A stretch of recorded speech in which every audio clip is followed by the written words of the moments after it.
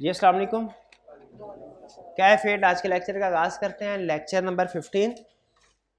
आज के लेक्चर में हमारे डिस्कशन तो नहीं है, असाइनमेंट नहीं थी ना, कोई कंसेप्ट डिस्कस करेंगे। ये आज का लेक्चर डिफ़िकल्ट तो नहीं है, थोड़ा कंसेप्चुअल है। ख़ास तौर पे इसमें जो सेकंड वाला कंसेप्ट है ना, 3 फेजेस ऑफ ऑब्टेनिंग एविडेंस, इसमें आपने कंसेप्ट बिल्ड करना है। Types of audit procedure to obtain evidence, इसमें थोड़ा याद करने वाला ज़्यादा है, डेफिनेशन है बेसिकली, लेकिन हम कोशिश करेंगे इसको एग्जाम्पल के साथ समझे, क्योंकि इन्हीं एग्जाम्पल्स को हमने आगे चल के यूज़ करना है। उससे पहले असाइनमेंट्स की बात कर लेते हैं। हमने आपको असाइनमेंट दी थी, आप लोगों ने, जिन स्टूडेंट्स ने डेली उन असाइनमेंट्स को अटैम्प्ट किया, क्या आपको रजिस्टर वापस मिल गए हैं? yes, क्लास में कोई स्टूडेंट जिसने रजिस्टर दिया और वापस ना मिला हो, अगर कोई ऐसा स्टूडेंट है तो वो क्लास के बाद रब्ता कर सकता है टीए से, और उसमें आपको प्राइज़ भी मिल गया। चलिए, ये कुछ हमने रैंडमली कुछ स्टूडेंट्स को सेलेक्ट किया है एप्रिसिएशन के लिए, ताकि ऐसे स्टूडेंट्स की एप्रिसिएशन हो जो कि काम कर रहे हैं। ठीक है, रूल होता है ना, एक कोर्स मैं ले रहा था, ऑनलाइन कोर्स बाय किया मैंने, उसमें एक बंदे ने असूल बताया। असूल क्या बताया? Whatever is rewarded gets repeated. Whatever is rewarded gets repeated. जिस चीज़ को आप रिवार्ड करेंगे वो बार बार किया जाएगा। ठीक, बच्चे भी ऐसे करते हैं ना, जिस चीज़ पे इनाम मिले वो बार बार क्या, जिस पे सज़ा मिले वो रिपीट नहीं होता। तो इसीलिए आपको एप्रिशिएट करने के लिए, एक तो एप्रिसिएशन होता है ना मॉनिटरी टर्म्स में, एक एप्रिसिएशन आपकी एक क्लास में भी, उसके लिए वैसे तो सारे स्टूडेंट अप्रिशिएट, लेकिन हमने रैंडमली कुछ स्टूडेंट्स को सेलेक्ट किया है क्योंकि समझ ये रिप्रेजेंटेटिव हैं उन स्टूडेंट्स के जिन्होंने असाइनमेंट की है। तो इनको अब हम प्राइज़ दे रहे हैं। क्या कह रहे भाई, क्या कह रहे हैं? अच्छा जी, सैयद वकारुल हसन 132047 132047 किधर है सैयद वकार? शाबाश शाबाश, नहीं फटाफट इनको दे दीजिए, फटाफट दीजिए। सज्जाद हैदर 132603, ये रैंडमली सेलेक्ट किया हमने, 132, शाबाश। सज्जाद हैदर को दीजिए 200 दीजिए, शाबाश। मियाँ एहतशाम 1227112 मियाँ एहतशाम, वो भाई एहतशाम भाई, बचपन से आपका यही नाम है ना, अभी बदला तो नहीं है? हाँ चले, शाबाश दीजिए इनको भी। और अहमद हसन 134364, अहमद हसन भाई, इनको भी दीजिए प्राइज़। फिर इसके बाद ये फीमेल साइड से हैं जी, CRN है 136377 136377, शाबाश। और 130701, ये जो 377 है ये इनका प्राइस है, और 701 का ये है प्राइस। चलिए जी, ये तो थी आपकी असाइनमेंट चेकिंग। अब चलते हैं हम अपने आज के लेक्चर की तरफ। अटेंटिव है जी? प्रीवियस लेक्चर में से कोई क्वेश्चन पूछना चाहते हो पूछ लें। पहले प्रीवियस लेक्चर में से कोई क्वेश्चन पूछना चाहते हो पूछ लीजिए। कोई असर्शन? असर्शन क्या है इसके, ये हम आज के लेक्चर में स्टडी करेंगे। आज के लेक्चर में इस चीज को हम स्टडी करेंगे। और कोई क्वेश्चन? जी जी। कंप्लीटनेस की क्या एग्जांपल है?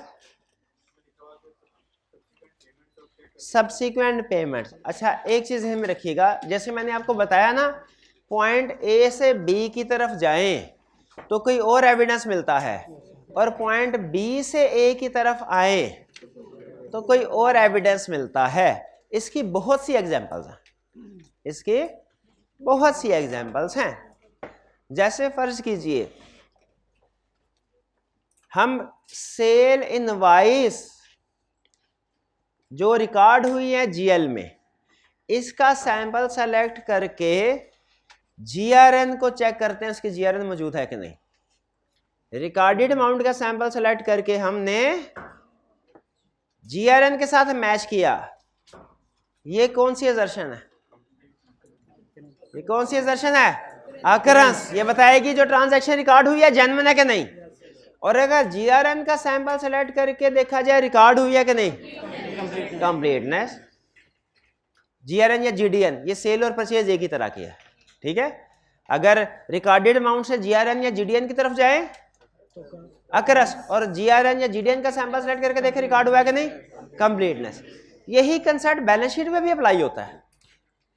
अगर जो डेटर्स या क्रेडिटर्स रिकॉर्ड हो चुके हैं उनका सैंपल सेलेक्ट करके देखें कि ईयर एंड के बाद उनका कैश रिसीव या पे हुआ है कि नहीं। रिकॉर्डेड डेटर्स को सेलेक्ट करके देखें ईयर एंड के बाद, ईयर एंड के बाद इनका कैश रिसीव हुआ है कि नहीं, तो ये बताएगा आपको कि आपका जो अमाउंट रिकॉर्ड हुई है वो जेन्युइन थी कि नहीं, ठीक है। लेकिन अगर आप इस प्रोसीजर को रिवर्स कर दें, यानी जो ईयर एंड के बाद कैश रिसीव या पे हुआ है वो सैंपल सेलेक्ट करें और देखें वो ईयर एंड के ऊपर रिकॉर्ड हुआ था कि नहीं, क्या ये भी सेम एविडेंस आपको देगा? नहीं। ये कौन सा एविडेंस होगा? कंप्लीटनेस का। क्योंकि अगर आप कैश को सेलेक्ट करके देखेंगे ईयर एंड पे रिकॉर्ड हुआ है कि नहीं, तो ये आपको बताएगा कि अगर कोई ऐसी आइटम है जो रिकॉर्ड नहीं हुई वो मिल जाएगी आपको। इससे कंप्लीटनेस की असर्शन वेरीफाई होती है। कौन सी असर्शन? कंप्लीटनेस की असर्शन। फर्क समझ आ रहा है? अगर फर्क समझ आ रहा है तो आखिरी एग्जांपल आपके साथ शेयर कर रहा हूं। इस एग्जांपल से पता चलेगा कि आपको कंसेप्ट कंप्लीटनेस का समझ आया कि नहीं। बैलेंस शीट के पॉइंट, इनकम स्टेटमेंट के पॉइंट याद रखिए। असर्शंस जो होती है ना या ऑब्जेक्टिव, इनकम स्टेटमेंट के लिए एरियाज के लिए भी है, बैलेंस शीट के एरियाज के लिए भी। बैलेंस शीट में एक एरिया है इन्वेंट्री। इन्वेंट्री में हमने वेरीफाई दो तरह के प्रोसीजर परफॉर्म करते हैं वेरिफिकेशन के दौरान। इन्वेंट्री की वेरिफिकेशन के दौरान दो, आपने पहले मुझे बताना है दोनों सेम है या इनमें कोई फर्क है, और अगर फर्क है तो बाद में फर्क भी बताना है। प्रोसीजर सुनिए। इन्वेंट्री की वेरिफिकेशन में मैं स्टॉक काउंट करने के लिए गया, क्लाइंट ने मुझे एक इन्वेंट्री शीट दी। उस इन्वेंट्री शीट में जितना भी क्लोजिंग स्टॉक है उसकी सारी डिटेल लिखी हुई है और टोटल वैल्यू बैलेंस शीट में आ रही है। मैंने उस इन्वेंट्री लिस्ट में से, पहला प्रोसीजर बता रहा हूं, इन्वेंट्री लिस्ट में से सैंपल सेलेक्ट किया और देखा गोदाम में इन्वेंट्री मौजूद है कि नहीं। सैंपल कहां से सेलेक्ट किया? लिस्ट में से, और देखा गोदाम में इन्वेंट्री मौजूद है कि नहीं। समझ आ रहा है प्रोसीजर? दूसरा, मैंने जो फिजिकली स्टॉक पड़ा हुआ है, फिजिकली वहां से सैंपल सेलेक्ट किया और देखा लिस्ट में वो रिकॉर्ड हो चुका है कि नहीं, लिस्ट में शामिल हो चुका है कि नहीं। बताइए दोनों प्रोसीजर क्या एक जैसे हैं? नहीं। जो पहले वाला प्रोसीजर था वो शायद अकरेंस वाला कह सकते हैं उसको, फॉर द टाइम बीइंग, ये एग्जिस्टेंस हम कहते हैं, एग्जिस्टेंस भी कहते हैं। और दूसरे वाला प्रोसीजर जो है, क्योंकि दूसरे वाला प्रोसीजर हमें बताएगा अगर कोई आइटम रिकॉर्ड होने से रह गई है वो आइडेंटिफाई करवाएगा, दूसरे वाला प्रोसीजर। फर्क समझ आ रहा है? इसी तरह आप मुझे बताइए, अगर मैं क्रेडिटर्स की लिस्ट में से सैंपल सेलेक्ट करके देखूं ईयर एंड के बाद उनको पेमेंट हो गई है कि नहीं, एक प्रोसीजर ही है। ये मुझे बताएगा जेन्युइननेस ऑफ क्रेडिटर, कि वो जेन्युइन क्रेडिट, फेक तो नहीं थे, क्योंकि फेक को पेमेंट थोड़ी होगी। लेकिन अगर मैं ईयर एंड के बाद जिन जिन क्रेडिटर्स को पेमेंट हुई है उनका सैंपल सेलेक्ट करके, पेमेंट का सैंपल सेलेक्ट करके देखूं कि ईयर एंड पे वो लायबिलिटी के तौर पे रिकॉर्ड हुआ है कि नहीं, ये कंप्लीटनेस की है। क्लियर हुआ? इसमें आपने याद रखिए खास तौर पे ये देखना है प्रोसीजर लिखते हुए कि वो सैंपल सेलेक्ट कहाँ से कर रहा है और फिर कंपेयर या चेक किसके साथ कर रहा है। क्योंकि अगर दोनों में दोनों सोर्सेज होंगे, पहले वाले प्रोसीजर में वो सोर्स नंबर 1 से सेलेक्ट करके 2 की तरफ जाएगा, ये प्रोसीजर डिफरेंट है। और अगर सोर्स नंबर 2 से सैंपल सेलेक्ट करके 1 की तरफ जाया जाए, ये प्रोसीजर डिफरेंट है। क्लियर हुई है बात? ठीक है। और कोई क्वेश्चन? भाई समझ आ गया आपको?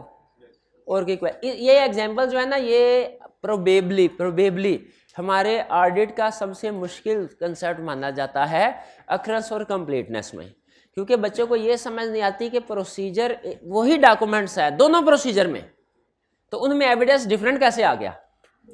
उधर भी रिकॉर्डेड अमाउंट है और जीडीएन है, दूसरे प्रोसीजर में भी जीडीएन है और रिकॉर्डेड अमाउंट है, तो दोनों में फ़र्क कैसे है? ये अक्सर स्टूडेंट इसमें कंफ्यूज रहते हैं। तो मैंने आपको बताया था ऑडिट में हमारा रूल क्या है, A into B is not equal to B into A से बी की तरफ जाएंगे एविडेंस कुछ हो रहा है, बी से ए की तरफ जाएंगे एविडेंस कुछ हो रहा है। ये कंसेप्ट समझ आ गया? समझ लीजिए आपको ऑडिट का सबसे टेक्निकल कंसेप्ट समझ आ गया। ये थोड़ा सा प्रॉब्लम करता है शुरू शुरू में, लेकिन अगर आप इसको बार बार सोचिए, डिफरेंट कभी डेटर की एग्जांपल से, कभी क्रेडिटर्स की एग्जांपल से, कभी सेल्स की एग्जांपल से, कभी परचेज की एग्जांपल से, कभी इन्वेंट्री, ये 5 एग्जांपल्स मैं आपको दे रहा हूँ। Sale, purchase, debtors, creditor, inventory, इन 5 एग्जांपल से कभी आप रिकॉर्डेड अमाउंट से स्पोर्टिंग की तरफ जाएं, कभी स्पोर्टिंग से रिकॉर्डिंग की तरफ जाएं और सोचें कि क्या एविडेंस मिल रहा है। प्रैक्टिस करते जाएं, शार्प हो गया ये कंसेप्ट तो आपको आगे चल के चैप्टर 10 में कोई प्रॉब्लम नहीं आएगी इंशाल्लाह, क्योंकि ये कंसेप्ट दोबारा आएगा चैप्टर 10 में, अब की बार आएगा। और कोई क्वेश्चन है? कोई क्वेश्चन नहीं? कंसेप्ट जी पूछ। प्री नंबर कंट्रोल में लिखा हुआ है, pre number documents strong control को इंडिकेट करते हैं, ठीक है। एक स्टूडेंट है, किताब लेने के लिए गया, ऑडिट की किताब, दुकान पे गया और उसने, अच्छा मोबाइल खरीदने के लिए जाते हैं आप, तो आप मोबाइल ले आते हैं या उधर बैठ के थोड़ा चेक करते हैं ठीक है कि नहीं? चेक क्यों चेक करते हैं? ताकि फ्रॉड न टूटा ना हो। आपकी इन्वेस्टमेंट है 50-60 हज़ार की, कम इन्वेस्टमेंट है, और जब किताब लेने के लिए जाते हैं उसको पैसे दे देते हैं, उसके बाद क्या कभी चेक किया आपने कि ये किताब मैंने 6 महीने पढ़नी है, इस किताब को पढ़ के ICAP का पेपर देना है, मेरा कैरियर इस बुक के ऊपर डिपेंड कर रहा है, अगर गलत फैसला हो गया तो 6 महीने अटेम्प्ट लेट भी हो सकती है, क्वालिफिकेशन मेरी लेट हो सकती है। कभी आपने इसको खोल के चेक किया कि सफ़े पूरे हैं कि नहीं? नहीं किया ना कभी भी। ये है आपकी सीरियसनेस स्टडीज़ के बारे में, स्टडीज़ के बारे में। इसका मतलब है मोबाइल के ऊपर आपके कंट्रोल स्ट्रांग, लेकिन स्टडीज़ के ऊपर आपके कंट्रोल्स वीक है। अब सुनिए, फर्ज कीजिए एक स्टूडेंट है, उसकी आदत है कि वो जब भी उसे पता है 6 महीने मैंने इस किताब को पढ़ना है, इसमें दरमियान में जाके अगर 2 महीने बाद मुझे पता चला ना कुछ सफ़े दरमियान प्रिंटिंग में बाजू का ऐसे होता है, इनहेरेंट लिमिटेशन है ना, कुछ बुक्स में ऐसे होता है पेज मिसिंग है, मिस प्रिंट हो गया या पेज गायब है, वो बाद में फिर फ़ोन कर रहे हैं पब्लिशर, वो फोटोकॉपी भिजवा देता है या दे देता है, लेकिन उसमें टाइम ज़ाया, तब तक 2-3 लेक्चर आगे क्लास चल चुकी होती है, क्योंकि आपको तो पता ही उस वक्त चलेगा जब लेक्चर उधर पहुँचेगा, तो आपका नुकसान होता है। उस तो बेहतर है कि पहले से इसको चेक कर लिया जाए। अब एक स्टूडेंट है, उसकी आदत है चेक करता है। अब आपके सामने 2 ऑप्शन रख रहा हूँ, आपने मुझे बताना है किस केस में वो आसानी के साथ चेक कर सकता है कि इस बुक में कोई पेज मिसिंग है कि नहीं। ऑप्शन नंबर 1, किसी पेज के ऊपर कोई नंबर ना हो। ऑप्शन नंबर 2, हर पेज प्री नंबर्ड हो, सीक्वेंशली प्री नंबर्ड हो। सीक्वेंशली प्री नंबर का मतलब पहले से नंबर लगाओ और सीक्वेंस में हो, सीक्वेंस में हो। देखें क्या आपकी बुक सीक्वेंशली प्री नंबर्ड है? हर बुक सीक्वेंशली प्री नंबर्ड होती है, सिर्फ इस वजह से ताकि पेज अगर मिसिंग हो तो पता। इसी तरह याद रखिए, ऑर्गेनाइजेशन के अंदर जो डिफरेंट डॉक्यूमेंट्स बनती है ना, हर डॉक्यूमेंट का, वो चाहे सेल्स इनवाइस हो, चाहे परचेज इनवाइस हो, चाहे कैश रिसीट की बात करें, पेमेंट की बात करें, गुड डिस्पैच नोट की बात करें, गुड रिसीट नोट की बात करें, ऑर्गेनाइजेशन के अंदर हर डॉक्यूमेंट का सीक्वेंशली प्री नंबर्ड होना जरूरी है, ताकि अगर दरमियान में मिसिंग इनवाइस हो तो पता चल जाए। अब फर्ज कीजिए आज के दिन में 10 गुड डिस्पैच नोट बनी, अगर वो सारी की सारी सीक्वेंशली प्री नंबर्ड है और दरमियान में इनवाइस नंबर 7 मिसिंग है, तो जब अकाउंट्स डिपार्टमेंट वाला एंट्री कर रहा होगा ना, वो कहेगा 6 के बाद 8 आ गया, 7 किधर है, 7 मिसिंग है, ढूंढो, सारी टीम को अलर्ट करेगा, ढूंढो। ये कंट्रोल स्ट्रांग है कि वीक? और अगर सीक्वेंशली प्री नंबर नहीं है डॉक्यूमेंट्स, क्या इसको कभी पता चल सकेगा कि कोई एक ट्रांजैक्शन ऐसी है जो गुम हो चुकी है, जो गिर गई है कहीं? नहीं पता चलेगा। इसलिए मुझे बताइए कि डॉक्यूमेंट्स का सीक्वेंशली प्री नंबर्ड होना गुड कंट्रोल है या वीक कंट्रोल? गुड। इसीलिए वो कह रहा है कि जिस ऑर्गेनाइजेशन के अंदर डॉक्यूमेंट्स प्री नंबर्ड हैं उसका कंट्रोल स्ट्रांग है, इसका मतलब है उसमें चांस ऑफ एरर कम होगा, और जो एविडेंस प्रोड्यूस हो रहा है वो स्ट्रांग है, रिलायबल है, मॉडरेटली रिलायबल है। फर्क समझ आ रहा है आपको? ठीक है, तो ये कंट्रोल जहां पे स्ट्रांग होंगे, प्री नंबर एक अच्छा, हमने क्या सीखा? पहला, प्री नंबरिंग एक अच्छा कंट्रोल है, सीक्वेंशियली प्री नंबरिंग, ये बार बार रहेगा concept, sequentially pre numbering is a good control. फिर हमने सीखा कि अगर अच्छा इंटरनल कंट्रोल होगा तो जो एविडेंस मिलेगा वो भी स्ट्रांग होगा। और सबसे अहम बात हमने सीखी, जब कभी कोई भी टेक्स्ट बुक बाय करें उसी वक्त खड़े खड़े उसके सारे पेज नंबर गिन लें, बाद में प्रॉब्लम ना हो। तो अभी गिन लें भाई, अभी जो बुक बाय कर रहे हैं। चलिए, हाँ वो बुक इंशाल्लाह ये वीकेंड तक, ये आज फाइनल करके मैंने भेज देनी है, हो गई हुई है फाइनल, उम्मीद है 3-4 दिन में वो पब्लिश कर देगा। रिजल्ट के बाद नहीं, ना तो रिजल्ट इतनी जल्दी आने लगा है और ना पब्लिशिंग में इतनी देर होने लगी। वैसे आप इंतज़ार करना चाहे तो रिजल्ट का इंतज़ार करने, उसके बाद फैसला कर लीजिएगा बाय करना है कि नहीं, मुझे कोई इतराज़ नहीं। और कोई क्वेश्चन? देखिए और भी प्रॉब्लम हो सकती हैं, कोई एक, किसी याद रखें हर एरिया में कोई एक ही कंट्रोल नहीं होता, और भी बहुत से एरर हो सकते हैं, लेकिन उनके लिए और भी बहुत से कंट्रोल्स होते हैं, और भी बहुत से कंट्रोल्स होते हैं। जितनी तरह के एरर्स उतनी तरह के कंट्रोल्स होते हैं। ठीक है, चलिए अब चलते हैं हम आज के कंसेप्ट्स की तरफ। पहला कंसेप्ट लेंथी है लेकिन इजी है। दूसरा कंसेप्ट हमारा वो शॉर्ट, छोटा है लेकिन मुश्किल नहीं है, थोड़ा कंसेप्चुअल है वो ज्यादा।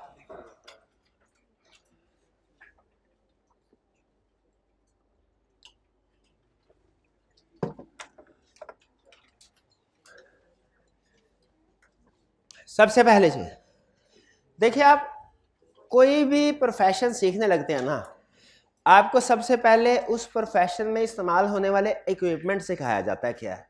आप आईटी एक्सपर्ट बनना चाहते हैं तो आपको स्टार्ट में बताया जाता है कंप्यूटर क्या है, इसके हिस्से क्या हैं, क्या क्या चीज़ें आपको फेस कर, माउस है, कीबोर्ड है, मॉनिटर है, प्रिंटर है, सॉफ्टवेयर, ये कंसेप्ट सिखाए जाते हैं।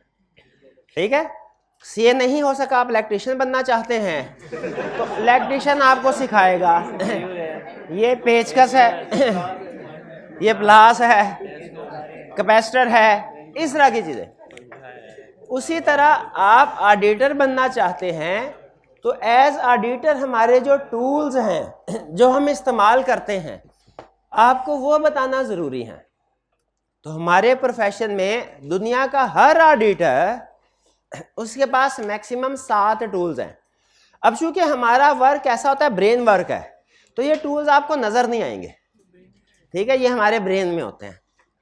7 तरह के प्रोसीजर हैं जो दुनिया का हर ऑडिटर परफॉर्म कर सकता है मैक्सिमम।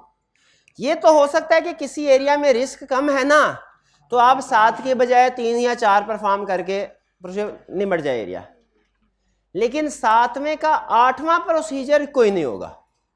हमारे जितने भी प्रोसीजर्स हैं वो मैक्सिमम इन 7 तरह के होते हैं।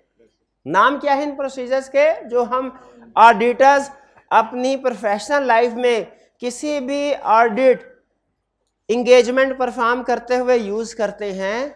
वो 7 प्रोसीजर क्या है? वो है inquiry, observation, inspection, reperformance, recalculation, external confirmation, analytical procedure. आप बताइए कौन से? Inquiry, observation, inspection, reperformance, recalculation, external confirmation, analytical procedures.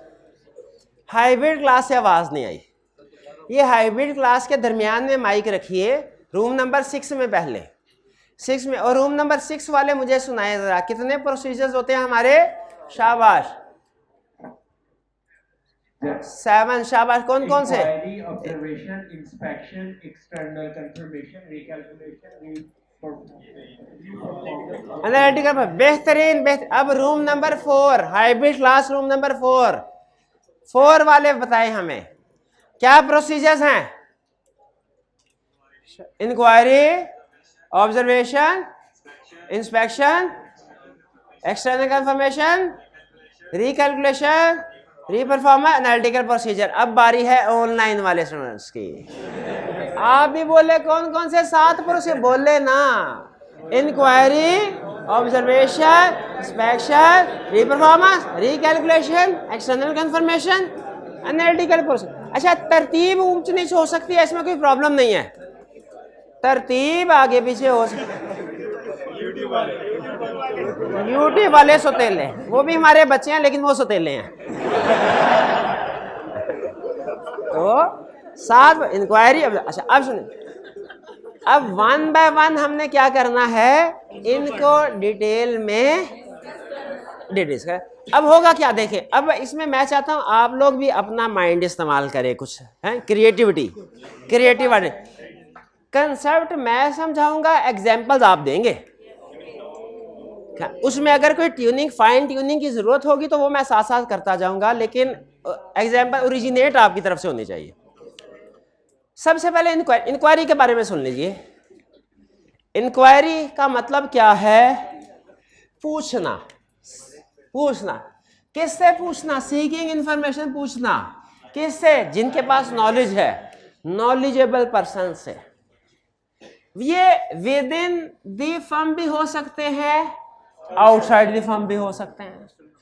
ये ज़बानी कलाम में भी आप पूछ सकते हैं, रिटन फॉर्म में भी पूछ सकते हैं, लेकिन ज्यादातर जो इंक्वायरी होती है वो याद रखें विद इन दी फर्म होती है और ओरल होती है ज्यादा। इसलिए जब कभी इंक्वायरी आपके जहन में आए ना, तो with in the firm, oral, ये जहन में है। एग्जांपल लिखने को आप कह सकते हैं कि आउटसाइड दी फर्म भी पूछ सकते हैं और रिटर्न में भी पूछ सकते हैं, लेकिन समझने समझाने के लिए जहन में क्या कंसेप्ट आए कि इंक्वायरी क्या होती है? विद इन द फर्म और ओरल। इंक्वायरी के बारे में 2 बातें सुन लें। ये प्रैक्टिस में हमारा सबसे ज्यादा परफॉर्म होने वाला प्रोसीजर है और सबसे वीक प्रोसीजर है, सबसे वीक एविडेंस मिलता है। ठीक है, ऑडिट में सबसे स्ट्रॉन्ग एविडेंस समझा जाता है एक्सटर्नल कंफर्मेशन को, और सबसे वीक एविडेंस जो प्रोसीजर हमें देता है इंक्वायरी। इंक्वायरी सबसे ज्यादा क्यों? क्योंकि इंक्वायरी आप 2 मिनट के अंदर 10 सवाल पूछ सकते हैं क्लाइंट से। मैंने आपको बताया था ना, चाय के कप के ऊपर भी हम 10-15 सवाल, चाय का कप खत्म होने से पहले पहले 15-20 सवाल पूछ चुके होते हैं। इतना ज्यादा फ्रीक्वेंटली परफॉर्म होने वाला प्रोसीजर। भाई गपशप भी लगा रहे हैं ना, तो जल्दी जल्दी सवाल जवाब होते रहते हैं इनको। लेकिन ये सबसे ज्यादा वीक एविडेंस क्यों प्रोवाइड करता है? झूठ भी बोल सकता है वो। ठीक है, तो आपने देखा कुछ लोग ऐसे होते हैं, वो उन्हीं कदमों के ऊपर मुंह कर जाते हैं। ठीक है, बाजू का ऐसे होता है। तो इसीलिए इंक्वायरी हमेशा वीक है। लेकिन सबसे इसके वीक होने की वजह से स्टैंडर्ड ने कहा है कि आपने किसी भी एरिया पे प्रोसीजर परफॉर्म करते हुए सिर्फ इंक्वायरी से सारा एविडेंस नहीं लेना, इंक्वायरी को कोरोबरेट करना है, इंक्वायरी को मिलाना है किसी और प्रोसीजर के साथ।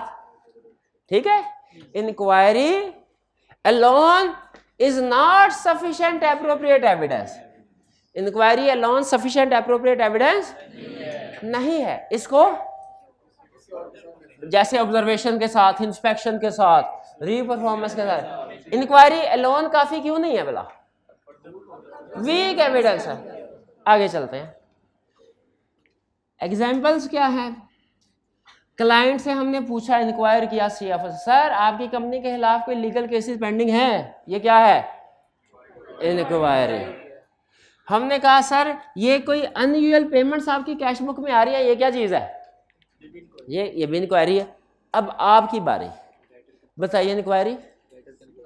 डेटर कंफर्मेशन वो इंक्वायरी नहीं है, वो तो एक्सटर्नल कंफर्मेशन में आएगा। लेजर उनका चेक करना, लेजर उनका चेक करना, ये आप लेजर से पूछ रहे हैं। इंक्वायरी का मतलब पूछना। लेजर से, ए लेजर भाई तेरे अंदर कोई अनयूजुअल पेमेंट है तो बाहर निकाल, ऐसे करेंगे? ऐसे नहीं करेंगे। इंक्वायरी में हम लोगों से पूछते हैं, ये भी गलत है। हाँ शाबाश, ये पूछना कि सर आपके एम्प्लॉइज कितने हैं, ये इंक्वायरी है। अच्छा, ये इंक्वायरी किस एरिया से रिलेट करती है? पेरोल से। पेरोल की वेरिफिकेशन के दौरान ये सवाल करेंगे। शाबाश शाबाश। और हाँ, एसेट्स की लोकेशन। सर आपकी इन्वेंट्री कितनी जगहों पे है? एक ही लोकेशन पे सारी इन्वेंट्री है कि मुख्तलिफ जगहों पे इन्वेंट्री है? वो कहेगा एक ही जगह पे। हम कहेंगे जिंदाबाद। वो क्यों? वेरीफाई करना। वो कहेगा डिफरेंट लोकेशन पे। हम कहेंगे वो मर गए। क्यों? डिफरेंट लोकेशन पे इन्वेंट्री वेरीफाई करना मुश्किल है। शाबाश। अच्छा बताइए, ये इंक्वायरी बिल्कुल ये किस एरिया के लिए रेलिवेंट है? इन्वेंट्री के लिए। इन्वेंट्री की वेरिफिकेशन के दौरान ये इंक्वायरी करेंगे कि बताओ कि कितनी जगह बढ़ी। शाबाश। और फीमेल में से किसने चार्टर्ड अकाउंटेंट नहीं बनना है? पूछे क्या? तो आप चार्टर्ड अपने आप को समझिए ऑडिटर हैं। ऑडिटर बन के क्लाइंट सामने सीएफओ बैठा है, आपने जाके उससे सवाल पूछना, क्या सवाल करेंगे? सबसे पहले कौन चार्टर्ड अकाउंटेंट बनना चाहता है फीमेल में? शाबाश शाबाश। बताइए क्या सवाल करेंगे? सोच लो। एम्प्लॉय से पूछेंगे आपकी सैलरी कितनी है, कब ज्वाइन किया है। शाबाश। और क्या इंक्वायरी? अच्छा मुझे बताइए, क्या मार्केटिंग डिपार्टमेंट से कोई इंक्वायरी करेंगे? हाँ, ये भी इंक्वायरी कि कोई एसेट वगैरह प्लेज तो नहीं किया। बिल्कुल ठीक है, ये लोन को वेरीफाई करते हुए पूछेंगे। शाबाश। मार्केटिंग डिपार्टमेंट से क्या पूछेंगे? सेल्स। किस प्रोडक्ट की सेल अप जा रही है, किसकी डाउन जा रही है? ये मार्केटिंग वाले को पता होगा ना। ये किस लिए पूछ रहे हैं? जिसकी सेल डाउन जा रही है उसको एनआरवी पे राइट डाउन करना पड़ेगा। शाबाश। इंक्वायरी समझ आ गई आपको? चलिए, अब कोई भी मैं आपसे अगर एरिया आपको दे दूं कि इस एरिया में बताओ क्लाइंट से क्या इंक्वायरी करेंगे, तो आप कर लेंगे? आखिरी सवाल, अगर इन्होंने बता दिया इसका मतलब सारी क्लास को समझ आ गया, वरना नहीं। आप ऑडिटर हैं, आपके सीनियर ने आपको डेटर्स का एरिया वेरीफाई करने के लिए कहा। कौन सा एरिया? डेटर्स। क्लाइंट के पास गए, कोई एक इंक्वायरी बता दे जो आप क्लाइंट से सवाल पूछेंगे।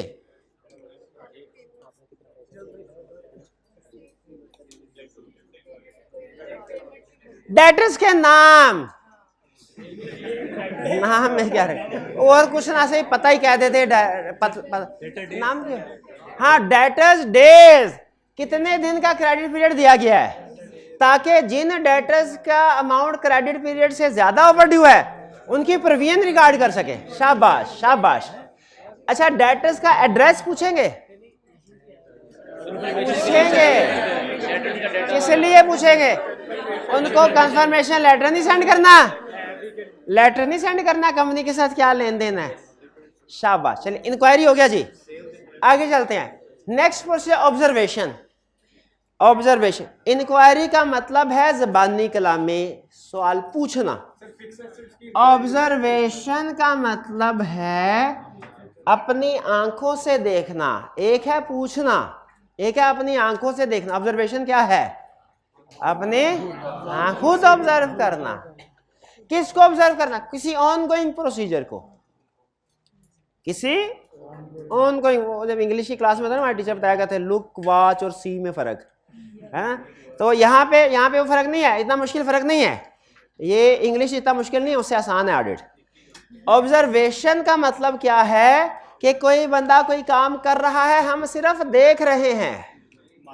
हम सिर्फ, याद रखिएगा, पूछ नहीं रहे, कर नहीं रहे। पूछ नहीं रहे, अगर पूछेंगे वो इंक्वायरी हो जाएगा, अगर करेंगे वो रीपरफॉर्मेंस हो जाएगा। हम क्या कर रहे हैं? यह है ऑब्जर्वेशन। फॉर एग्जाम्पल, हमने क्लाइंट से पूछा, एक क्लाइंट सेग्रीगेशन ड्यूटीज है, तुम्हारे क्रेडिट डिपार्टमेंट में एक ही बंदा काम कर रहा है कि 3 लोग हैं, एक से ज्यादा? कहेगा सर 3 है। यही कौन सा प्रोसीजर? और अगर हम खुद उस डिपार्टमेंट में जाके ऑब्जर्व करें, ऑब्जर्वेशन। हाँ भाई सीएफओ बता, स्टॉक काउंट होता है हर मंथ एंड? नहीं होता, बहुत ही फारग कंट्रोल है। स्टॉक चोरी हो जाता होगा, आपको पता ही नहीं चलता होगा। स्टॉक स्टॉक मतलब इन्वेंट्री। ये क्या समझ रही, ये क्या समझ रही? स्टाफ।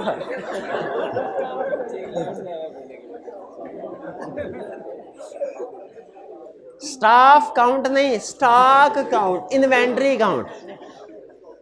हाँ भाई, आपकी कंपनी में इन्वेंट्री काउंट होता है, हर मंथ एंड होता है, बिल्कुल। ये क्या है?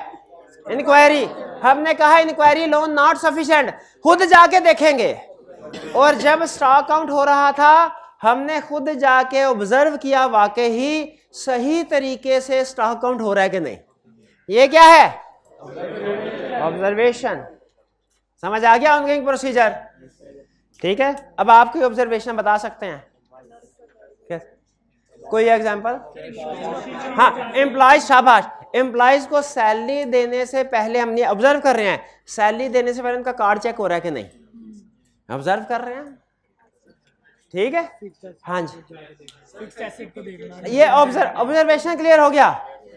ऑब्जर्वेशन में भी एक प्रॉब्लम है, क्या?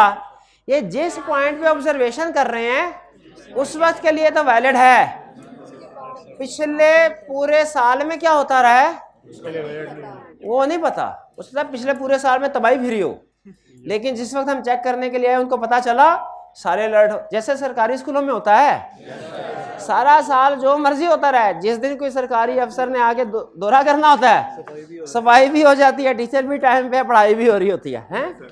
ऑब्जर्वेशन सिर्फ लिमिटेड है टाइम, उस टाइम तक। जब उससे पहले क्या होता रहा है ये ऑब्जर्वेशन से पता नहीं चलता। इसके लिए इंस्पेक्शन है। इंस्पेक्शन का मतलब क्या है? चेक करना। दो चीजों को चेक करने के लिए हम इंस्पेक्शन का वर्ड यूज करते हैं, डॉक्यूमेंट्स को चेक करना और एसेट्स को चेक करना। ठीक है, नॉर्मली हम एक बोलते हैं लफ्ज फिजिकल वेरिफिकेशन करना एसेट्स की। Physical verification technically inspection of assets है। तो याद रखिए, इंस्पेक्शन का लफ्ज दो चीजों के लिए है, डॉक्यूमेंट्स के लिए, टेंजिबल एसेट। इनटेंजिबल के लिए नहीं है, इनटेंजिबल को नहीं। इंस्पेक्शन का मतलब क्या है? हाथ लगा के देखना। भाई सेल इनवॉइस बनाते हो, हर सेल की इनवॉइस बना, ये इंक्वायरी है, किधर है दिखाओ जरा, मैं चेक किया सेल इनवॉइस बन रहे हैं, ये क्या है? हर मंथ एंड पे आपकी कंपनी बैंक रिकंसिलिएशन स्टेटमेंट बनाती है, ये क्या है? इंक्वायरी। लाइए पिछले महीने की बीआरएस किधर है, लाइए। Inspection document. फिक्स एसेट्स को देखना, इंस्पेक्शन। हाँ, कंपनी के एसेट्स कंपनी के नाम पे है नहीं, उसके लिए टाइटल डॉक्यूमेंट्स देखना, बेहतरीन एग्जांपल। ये इंस्पेक्ट। अच्छा, ये प्रोसीजर किस एरिया में परफॉर्म करेंगे? फिक्स एसेट्स में। शाबाश शाबाश शाबाश, ये है इंस्पेक्शन। इंस्पेक्शन डॉक्यूमेंट्स के लिए भी है, एसेट्स के लिए भी है। अच्छा, स्टॉक काउंट होता है हर महीने, इंक्वायरी। अच्छा, इस मंथ एंड पे होगा तो हम भी पहुंच गए ऑब्जर्व, लेकिन हम पहुंच गए हैं, कुछ कर नहीं, सिर्फ देख रहे हैं कि काम क्लाइंट का बंदे सही काम कर रहे हैं कि नहीं, ऑब्जर्वेशन। और खुद हमने भी गिनना शुरू कर दिया, ज्यादा दिल की ऑडिट करने का। हाँ, खुद भी गिनना, स्टॉक में कितना है, 10 इधर कितने पड़े, 1 2 3 4 10, खुद भी करना। ये क्या है? इंस्पेक्शन। इंस्पेक्शन याद रखे, टेंजिबल एसेट्स में होगी, डॉक्यूमेंट्स में होगी। जिसने कहा ना गुडविल को इंस्पेक्ट किया जाएगा, गुडविल के एरिया में कहा कि हमें इंस्पेक्ट करेंगे, उसको मैं नहीं छोड़ूंगा। ठीक है, हाँ, ये कह सकते हैं कि गुडविल के लिए जो बिजनेस परचेज किया था, इधर तो ऑडिट चल रहा है, उधर क्या चल रहा है? गुडविल की नहीं, कोई और थी बात, गुडविल की बस। तो इंक्वायरी और इंस्पेक्शन समझ आ गया। उसके बाद रिकैलकुलेशन। अच्छा, ये एक में रखिएगा, बाज औकात ना प्रोसीजर ओवरलैप कर रहे होते हैं, यानी एक काम करते हुए दो प्रोसीजर भी परफॉर्म हो रहे होते हैं। ये ऑडिट में अक्सर ऐसे होता है। तो आपने ये नहीं सोचना कि अच्छा अगर हम ये काम कर रहे हुए तो इसे इधर लेके जाएंगे कि इधर, दोनों जगह आ सकता है। अगली एग्जांपल में ये जिक्र आएगा।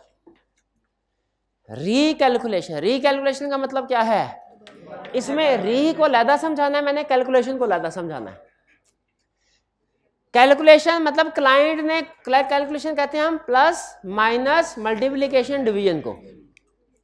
क्लाइंट ने जो भी कैलकुलेशन की है, जैसे सेल्स इनवाइस की, परचेज इनवाइस की, डेप्रिसिएशन की, एनआरवी की, इन्वेंट्री फाइफो वेटेड एवरेज की, इम्पेयरमेंट लॉस की, रीवैल्यूएशन की, हर भाई एजिंग रिपोर्ट बनाई इन्वेंट्री की, तो इनके टोटल करना, यानी हर वो काम जिसमें कैलकुलेटर इस्तेमाल होगा, अगर क्लाइंट करे तो कैलकुलेशन, और अगर वही काम दोबारा ऑडिटर करे तो आपने कभी भी कैलकुलेशन नहीं करना। क्या कहना है?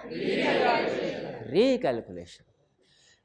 से हर गुड डिस्पैच नोट पे सेल इनवॉइस बनाते हो? बनाते हैं। इस गुड डिस्पैच नोट की इनवॉइस दिखाइए। पहले इंक्वायरी था, इन्होंने इनवॉइस सामने रख दी, मैंने इनवॉइस देखना शुरू, इस पे डिस्काउंट 2.5% था। मैंने कहा जरा चेक करूं, अच्छा ये हाँ रिकैलकुलेशन भी है और ये इंस्पेक्शन भी है। इंस्पेक्शन क्यों है? क्योंकि आपने कागज को पकड़ के देख रहे हैं उसको, और चूंकि उसके ऊपर कैलकुलेशन कर रहे हैं तो रिकैलकुलेट। आप चाहे इसको एक ही सेंटेंस में कवर कर दें, चाहे लदा कर दें, वो आपकी मर्जी है। जब नंबर कम होते हैं ना, हम एक सेंटेंस में दोनों को लिख देते हैं, select sample of cell invoice and recalculate discount allowed, और नंबर ज्यादा हो तो लदा भी कर देते हैं, वो हर बाद में देखेंगे। इंक्वायरी हो गया, observation, inspection, reperformance, recalculation. Recalculation का बड़ा भाई है रीपरफॉर्मेंस। रिकैलकुलेशन में हम वही काम कर रहे होते हैं जो क्लाइंट ने किया है, लेकिन सिर्फ कैलकुलेशन वाला। रीपरफॉर्मेंस में हम सारे का सारा काम दोबारा कर रहे होते हैं, सारे का सारा काम दोबारा कर रहे होते हैं। जैसे अब आपने बताना है कौन सा रिकैलकुलेशन है, कौन सा रीपरफॉर्मेंस। पहले दोनों प्रोसीजर सुनने हैं। प्रोसीजर नंबर 1, मैंने कहा पहले मैं ट्रायल बैलेंस की डेबिट और क्रेडिट साइड का टोटल करके देख लूं मैच करता है कि नहीं। ये ना हो ये ट्रायल बैलेंस आउट हो बैलेंस। फिर मैंने कहा नहीं, ऐसा करना चाहिए कि मुझे जर्नल लेजर से एक एक अकाउंट उठा के ट्रायल बैलेंस खुद से बनाना चाहिए, ताकि देख लूं कोई आइटम रह तो नहीं गई। ये क्या है? रीपरफॉर्मेंस। रीपरफॉर्मेंस नहीं, नई फाइनेंशियल स्टेटमेंट नहीं बनेगी, क्योंकि वही होंगे जो क्लाइंट के हैं, वो नए थोड़ी होंगे। हम सिर्फ खुद से उसको दोबारा वेरीफाई करने के लिए बन। जब हमें ज्यादा तसल्ली की जरूरत होती है ना, हमारे पास एक ऑप्शन होता है कि क्लाइंट की डॉक्यूमेंट चेक कर ले। इन भाईजान ने सवाल किया, ये चेक करवा रहे हैं, सर चेक कीजिए ठीक है कि नहीं। मैंने उनमें से कुछ फिगर्स को, डेप्रिसिएशन की कैलकुलेशन, गेन लॉस देखा, ये क्या है? रिकैलकुलेशन। और अगर मुझे ज्यादा रिस्क हो ना, तो मैं खुद से सवाल करूंगा और अपने सवाल को इनके सवाल के साथ कंपेयर करके देखूंगा दोनों मैच करते हैं कि नहीं। ये अब रिकैलकुलेशन नहीं है, ये रिकैलकुलेशन से बात बढ़ गई है, ये रीपरफॉर्मेंस है। रीपरफॉर्मेंस में सारे का सारा काम दोबारा किया जाता है। इंक्वायरी, ऑब्जर्वेशन, इंस्पेक्शन, रीपरफॉर्मेंस, ये हो गया। External confirmation. एक्सटर्नल कंफर्मेशन ये तो आपको पता ही है क्या है। एक्सटर्नल कंफर्मेशन क्या है? थर्ड पार्टीज को इन रिटर्न कोई इंफॉर्मेशन लेना क्लाइंट के बारे में। और ये थर्ड पार्टी सबसे अहम कंसेप्ट इसमें। थर्ड पार्टीज कौन कौन सी हो सकती हैं? डेटर्स हो सकते हैं, क्रेडिटर्स हो सकते हैं, बैंक हो सकते हैं, लॉयर्स हो सकते हैं। शाबाश, ये है external confirmation. Clear? Analytical procedure क्या है ये मैं भी नहीं समझा रहा, आपने कल भी नहीं समझाना, ये समझाऊंगा 2 महीने के बाद, जब ये पूरा चैप्टर आएगा। भाई जो चीज हमने डिटेल में पढ़नी है तो वो तभी पढ़ लेंगे जब डिटेल में पढ़ने हैं। बेसिक कंसेप्ट बता देता हूं, समझ आ जाए तो ठीक, ना समझ आए प्रॉब्लम कोई नहीं, मैं आपको तसल्ली करवा। ये हमारा चैप्टर होगा आगे चल के, प्रोबेबली चैप्टर 15 है शायद। ये एनालिटिकल प्रोसीजर, इसमें सिर्फ एक चीज बता देता हूं। एनालिटिकल प्रोसीजर मींस इवैल्यूएशन, यानी वेरीफाई करना। किसको करना? वेरीफाई। डिस्क्लोजर को के अमाउंट्स को। अमाउंट एनालिटिकल प्रोसीजर से अमाउंट्स वेरीफाई होती हैं, फाइनेंशियल इंफॉर्मेशन वेरीफाई होती है। डिस्क्लोजर ने फाइनेंशियल स्टेटमेंट में दो तरह की इंफॉर्मेशन होती है, एक को कहते हैं फाइनेंशियल इंफॉर्मेशन और एक को कहते हैं non financial information. Financial information कौन सी है? Amount, income statement, balance sheet. Non financial information कौन सी? जो डिस्क्लोजर। और कुछ ऐसी इंफॉर्मेशन जो शायद डिस्क्लोजर में भी ना हो, जैसे नंबर ऑफ कस्टमर्स कंपनी के, ठीक है, ये बाजू का डिस्क्लोजर में भी नहीं होता, लेकिन ये नॉन फाइनेंशियल इंफॉर्मेशन होती है। ठीक है, नॉन फाइनेंशियल इंफॉर्मेशन डिस्क्लोजर भी आते हैं, डिस्क्लोजर के अलावा भी बहुत सी इंफॉर्मेशन। कस्टमर लिस्ट, शाबाश। अच्छा आप सुन लीजिए, analytical procedure means evaluation of financial information. इसमें हम वेरीफाई करते हैं फाइनेंशियल, लेकिन ऐसे वेरीफाई करते हैं कि आप हैरान हो जाएंगे। 5 मिनट के अंदर, 5 मिनट के अंदर अंदर हम सारी फिगर्स को वेरीफाई कर लेते हैं। ये है एनालिटिकल प्रोसीजर। ठीक है, ये क्या है? Analytical procedure, evaluation of financial information. कैसे? Through comparison and plausible relationship. बस इतना काफी है। ये समझ नहीं आया होगा आपको, समझाना मकसद भी नहीं था। सिर्फ कुछ इवैल्यूएशन का लफ्ज financial, non financial, comparison, plausible relationship, ये 5 लफ्ज आपके जहन में डालने थे, वो मैंने डाल दिए। ठीक है, हाँ जी, नहीं ये बिल्कुल इसको लादा रखें। मैं एक मिसाल से आपको समझा तो दूं, लेकिन वो आप गलत नतीजे पे पहुंचते हैं, इसलिए मैं समझाना नहीं चाहिए। इसको याद कर ले, ऐसे रट्टा लगा ले, ये फिर कभी किसी और जगह देखेंगे कि एनालिटिकल प्रोसीजर क्या होते हैं। तो अभी तक हमने कितने प्रोसीजर पढ़ लिया? असल में एनालिटिकल प्रोसीजर में क्या होता है, हम फाइनेंशियल स्टेटमेंट्स की टोटल फिगर को ना डिटेल में जाए बगैर वेरीफाई कर लेते हैं। कैसे कर लेते हैं? कंपैरिजन और प्लॉजिबल रिलेशनशिप से।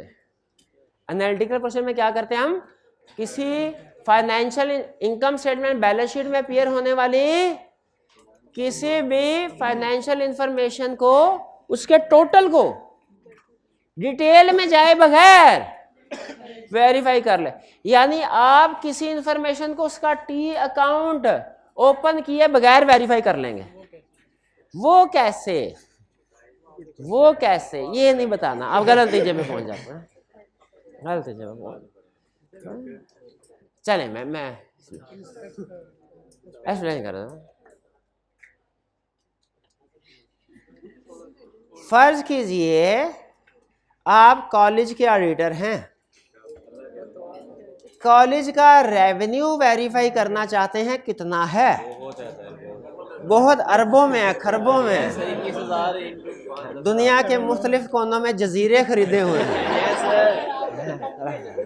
पंप भी जर्मनी में 10 लाख में बेचा तेरे को, सारे घुमा ला 1 लाख में बेचा, जहां मर्जी सेल कर।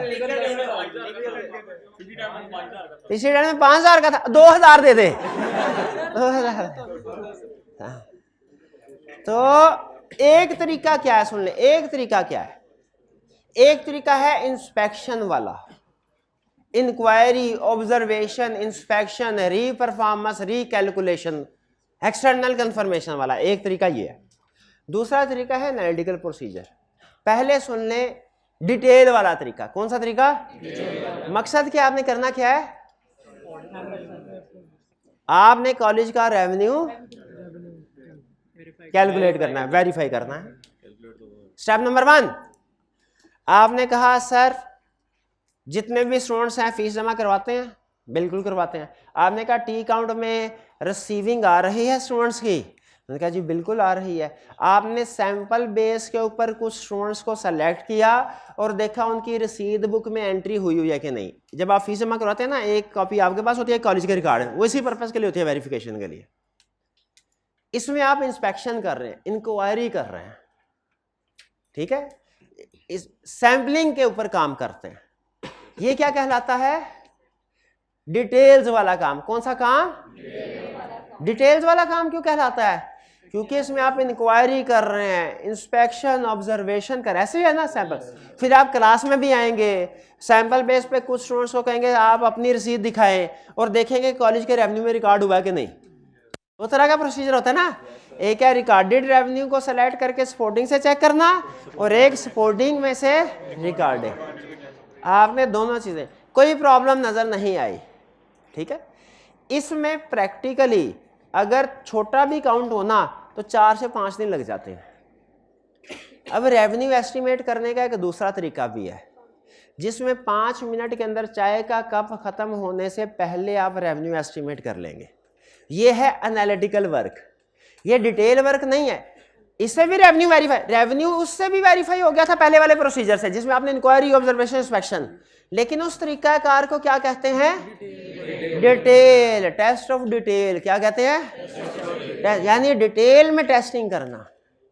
एक है एनालिटिकल वर्क के जरिए से वेरीफाई करना, इससे भी वेरिफिकेशन होगी, इससे भी, लेकिन तरीका वारदात ऐसा है कि 5 मिनट के अंदर, क्योंकि इसमें हम वैल्यूएशन करते हैं through comparison and plausible relationship. मुझे बताइए, क्या नंबर ऑफ स्टूडेंट्स और कॉलेज का जो रेवेन्यू है इसमें कोई प्लॉजिबल रिलेशनशिप है?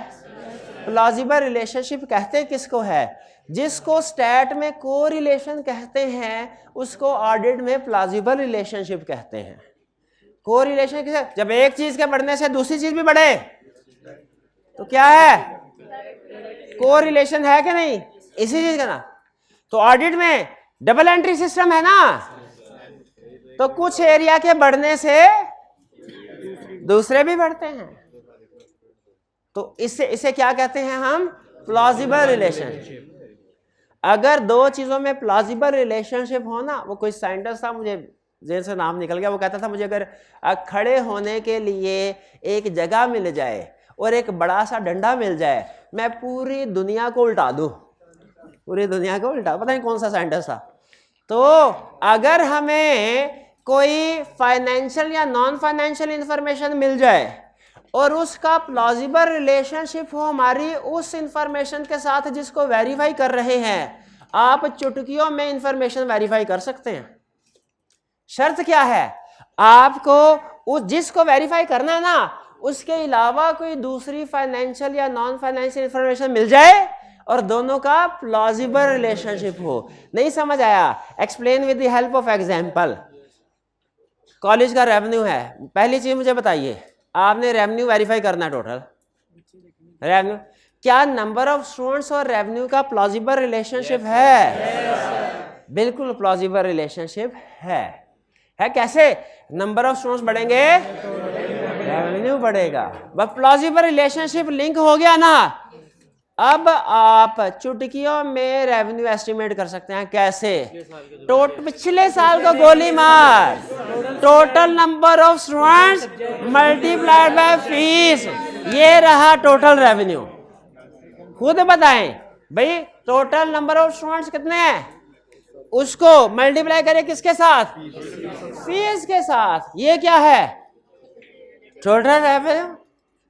अभी के अभी इस क्लास का टोटल रेवेन्यू एस्टिमेट करें, करना क्या, गिनना कितने स्टूडेंट्स है? 270 बॉयज है ग्रुप में जी सर। भाई बड़ा इन्फॉर्मेशन लिया है। उन्होंने कहा सर इधर इन्फॉर्मेशन रिलायबल नहीं है, क्योंकि कुछ स्टूडेंट छुट्टी पे भी होंगे। जो आपने हमारा व्हाट्सएप ग्रुप बनाया ना, उसमें 270 है। 270 को मल्टीप्लाई कर कितनी फीस है? 22,000। 22,000 दिया तूने, 6,000 दिया, 7,000 ऐसे। ये ऐसे एग्जैजरेट होती है इनकम, अरबों कमा रहे, अरबों। और अभी इसमें आप जाके पता चले रेंट कितना है, बिजली का बिल कितना है। लाइब्रेरी जो आप कहते हैं सर रात के 10-11 बजे तक खुलवाएं, पिछले महीने का बिल देखें, जब सेशन खत्म कोई क्लास, ये पिछले 1.5-2 महीने ऐसे ही, और बिल उतने का उतना ही जितना फुल सेशन में आता है। हमारी लड़ाइयाँ ना होने लगी, हमने कहा ये क्या चक्कर है, ये कौन खलाई मखलूक है जो क्लासें करवा रही है। पता चला लाइब्रेरी 24 घंटे दबा के एसी चल रही। और क्या सुन लें, और क्या, चाय ही मटेरियल था वो करामल। और मसला क्या है, रात के 2 बजे 10 स्टूडेंट है ना, एसी लगा के बैठा है, एक उधर बैठा है। नहीं सही बता रहा हूँ। पर एसी आके बेचारे ऑफिस में बंद किया, वो पता नहीं सॉफ्टवेयर निकालते हैं कोई भैया। ऐसा भाई देखें, फैसिलिटी है तो उसको मिसयूज तो नहीं ना होना चाहिए भैया। आप आके एक एसी लगा के 6 बच्चे इधर बैठ, एक इधर बैठा होगा, इधर बैठा होगा। आज रात को 10 बजे जाके देखिएगा लाइब्रेरी। तो बताइए भाई एस्टिमेट हुआ कि नहीं? सारा दिन यही काम तो करते रहते हैं आप। ये है एनालिटिकल प्रोसीजर। तो आज के बाद कोई आपसे पूछे एनालिटिकल प्रोसीजर क्या है, आपने कहना है नंबर ऑफ स्टूडेंट्स को फीस से मल्टीप्लाई कर दो, ये है एनालिटिकल प्रोसीजर। समझा? इवैल्यूएशन होती है इसमें, वेरिफिकेशन किस चीज की? रेवेन्यू की। और रेवेन्यू की वेरिफिकेशन नंबर ऑफ स्टूडेंट्स की नहीं हो रही। नंबर ऑफ स्टूडेंट के जरिए हम रेवेन्यू को वेरीफाई कर रहे हैं कि रेवेन्यू के जरिए नंबर ऑफ स्टूडेंट्स को। इसका मतलब सुनिए, ऑडिट में हम इसे कहते हैं evaluation of financial information through plausible relationship with non financial information. नहीं समझ आई ना बात? टेक्निकली एनालिटिकल इसको क्या कहते हैं? अच्छा, क्लास 100 रुपया इनाम दूंगा उस स्टूडेंट को जो मुझे एग्जाम्पल देगा evaluation of financial information through plausible relationship with other financial information. यानी अभी मैंने जो एग्जाम्पल दी ना आपको, उसमें रेवेन्यू का रिलेशनशिप बना था नॉन फाइनेंशियल इंफॉर्मेशन के साथ। अब आप है कोई माइकल लाल जो बताए रेवेन्यू जो किसी भी फाइनेंशियल इंफॉर्मेशन का रिलेशनशिप किसी दूसरी फाइनेंशियल इंफॉर्मेशन शाबाश, सैलरीज का रिलेशनशिप नंबर ऑफ एम्प्लॉइज के साथ। Number of employees non financial है, एग्जाम्पल ठीक है, लेकिन फाइनेंशियल इंफॉर्मेशन का नॉन फाइनेंशियल। हाइब्रिड से थोड़ा सा ऊंची, सेल्स का कमीशन के साथ। शाबाश। कैसे भला भाई, कैसे एक्सप्लेन करें, कैसे कि सेल्स बढ़ेगी भाई, क्लास के बाद इनाम आपने लेना है। शाबाश, सेल्स बढ़ेगी तो कमीशन भी बढ़े। अच्छा, अब सुनिए, अगर सेल आपको पता चले कि कंपनी जितनी सेल करती है 10% कमीशन देती है, तो अब बताइए सेल्स का और सेलिंग कमीशन का प्लॉजिबल रिलेशनशिप है? तो अगर आपने सेल्स को वेरीफाई कर लिया है ना, तो आप सेलिंग कमीशन की इवैल्यूएशन आसानी से कर सकते हैं, उसका 10% ले लें। ठीक है? और क्या एग्जाम्पल है? अब चले घुसी गए एनालिटिकल प्रोसीजर में, मैं ऐसे जानना नहीं था मैंने। तो डेप्रिसिएशन का फिक्स एसेट के साथ, फिक्स एसेट्स का डेप्रिसिएशन के साथ, बिल्कुल ठीक है, प्लॉजिबल रिलेशनशिप।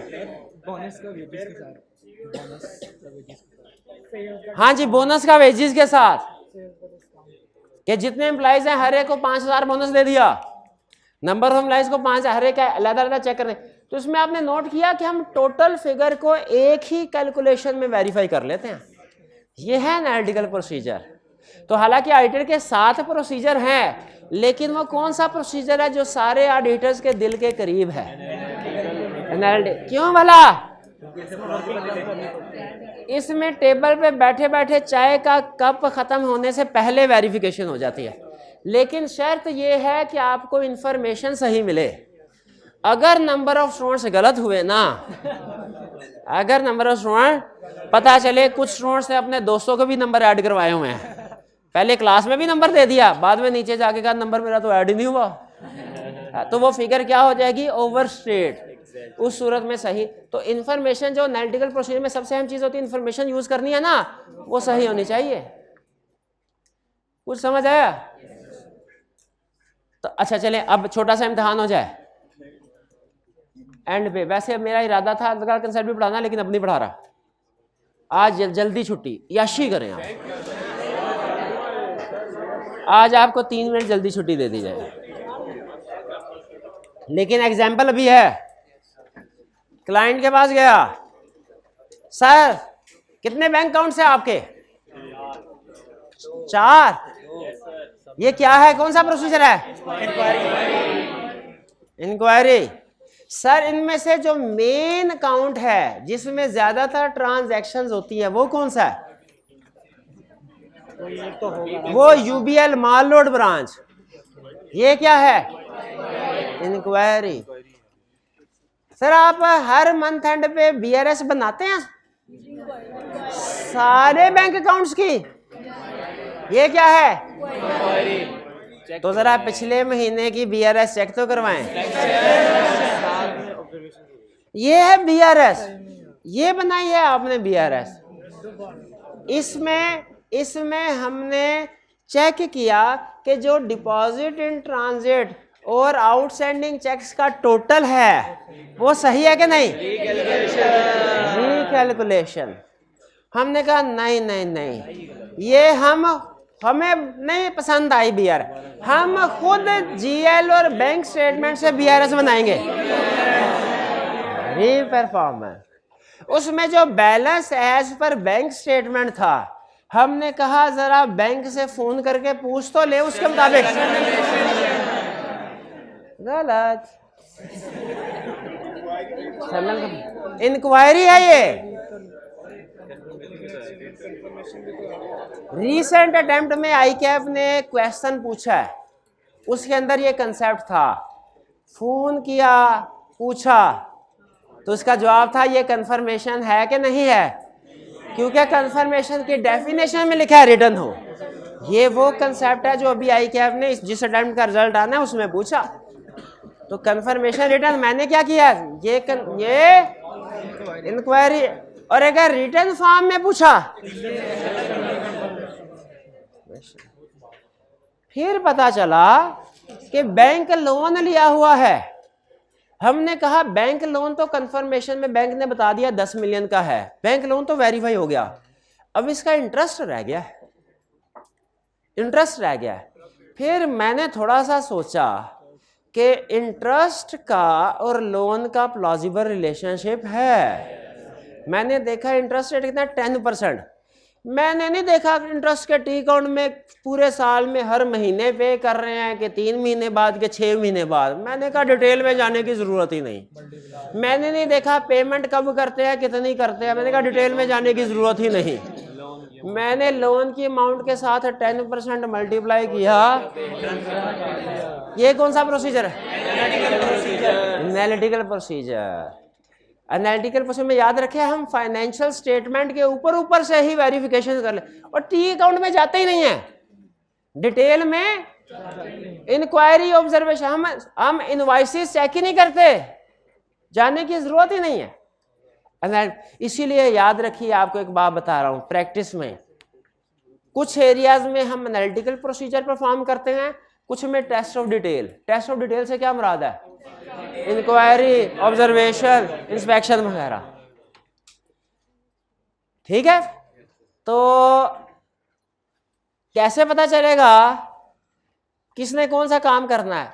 सीनियर डिसाइड करेगा किस एरिया पे एनालिटिकल प्रोसीजर, किस एरिया पे। जो एरिया सीनियर ने करने होते हैं ना, सीनियर कहता है इन पे मैं एनालिटिकल प्रोसीजर वो चुन लेता है पहले। एनालिटिकल प्रोसीजर वाले सारे एरिया सीनियर खुद अपने पास रख, कहता है ये बहुत रिस्की है, ये बहुत क्रिटिकल है, ये तुमको नहीं दिया जा सकता। बहुत शुरू में हम भी ये समझते पता है कितना को रिस्की होगा। फिर हम कहते हैं यार सीनियर साहब फारे बैठा रहता है, काम भी नहीं करता, लेकिन रिव्यू करवाता है, पार्टनर भी उससे खुश। तो पता चलता है वो सिलेक्शन ही ऐसे एरियाज की करते हैं जिनमें एनालिटिकल। और जो बोरियों में, वो यकीन कीजिए क्या बताऊं, वो क्योंकि रिकॉर्ड होता है ना पिछले महीने का, वो क्लाइंट ने बोरियों में, महीना गुजर गया ना, वो रिकॉर्ड अब नहीं चाहिए, बोरी में बंद करके तहखाने में रख देते हैं पिछले महीने। उनसे कहे जनवरी की ट्रांजैक्शन, कहता है सर जी ये ऑफिस बॉय है, इसको कहिए बोरी से निकाल देगा। वो गर्द गुबार होता है इतना उसके ऊपर, वो हम देख रहे होते, मजदूर सही मायनों में, लेकिन सीनियर साफ सुथरे हाथ, साफ सुथरे कपड़े, टेबल पे बैठ के। तो ये फर्क है analytical procedure test of detail में। इसलिए दुनिया का हर ऑडिटर याद रखे, उसकी दिल्ली ख्वाहिश होती है क्या, कि प्लाजिबल रिलेशनशिप बन जाए एरियाज में, जिन एरियाज को उसने वेरीफाई करना है ना। अगर प्लाजिबल रिलेशनशिप बन जाए फिर एनालिटिकल प्रोसीजर से सीनियर को कोई नहीं, फिर तो पार्टनर भी नहीं रोक सकता।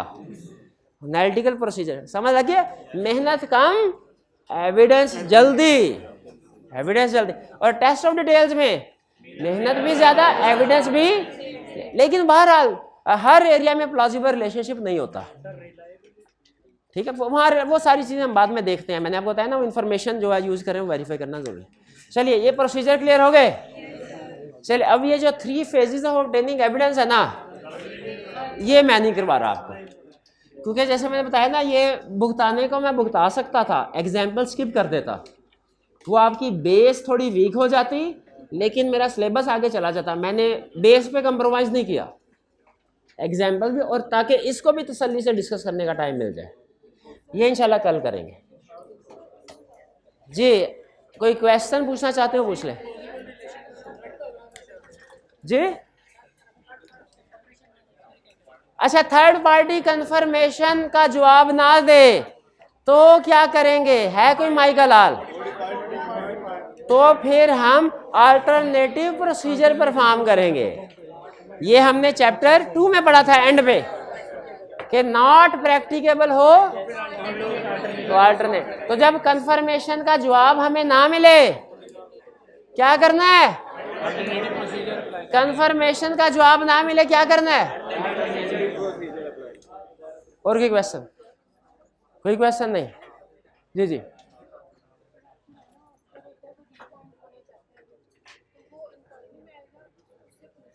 नहीं, वो ऑडिट देखें, ये सारे प्रोसीजर ऑडिट के बाद, अपॉइंटमेंट के बाद वाले हैं। अपॉइंटमेंट से पहले जो हम क्लाइंट से निगोशिएशन कर रहे होते हैं ना, इनका सवाल ये है सर, एक्सेप्टेंस से पहले अगर हम रीअपॉइंट होना चाहते हैं और क्लाइंट को कन्विंस करने की कोशिश करते हैं, वो कौन सा ऑडिट प्रोसीजर है? वो कोई भी ऑडिट प्रोसीजर नहीं है। क्यों नहीं है? उस वक्त हम ऑडिटर ही नहीं है। जिस वक्त हम ऑडिटर नहीं है उस वक्त जो मर्जी करें वो। चलिए आज का लेक्चर यहाँ पे ख़त्म करते हैं हम। अल्लाह हाफिज़।